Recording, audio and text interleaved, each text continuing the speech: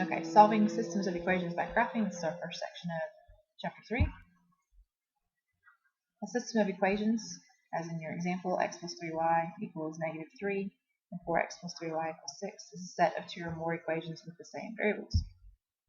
Systems can very simply describe mapping situations such as roadways and flight patterns. They can describe sales and production patterns, which we will take a look at more specifically in our fourth section, 3.4.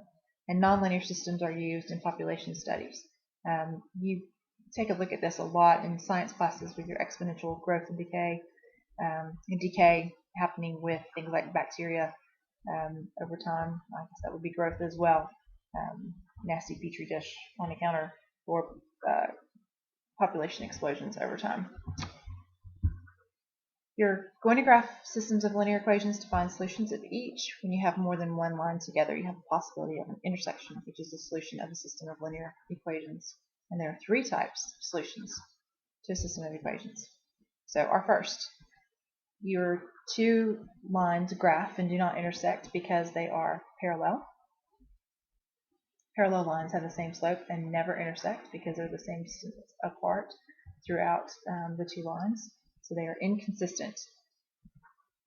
Or your two lines intersect, which means they are consistent because they do have an intersection point.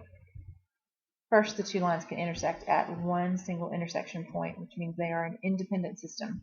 So they are consistent and independent with one intersection. Or your two lines graph and then graph on top of the first line. So they are consistent because they intersect, and then they intersect all along each other, meaning they are dependent.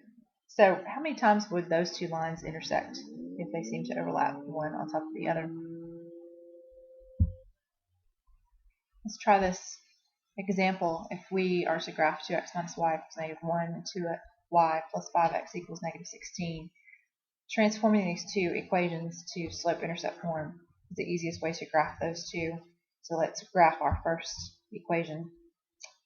Graph your y-intercept at 1. Use your slope 2 over 1 and get your line down. And then let's graph our y equals negative 5 over 2x minus 8. So here's our y-intercept.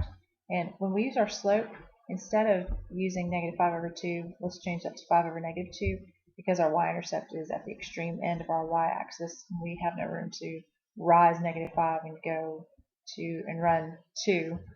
So we can rise positive 5 and run negative 2 to get our line. And this gives us a consistent system because we intersect. And because it intersects one time, we have an independent system. And this is one particular kind of system of equations. But you can also get our inconsistent where they do not intersect, and you can get a consistent system that would be dependent.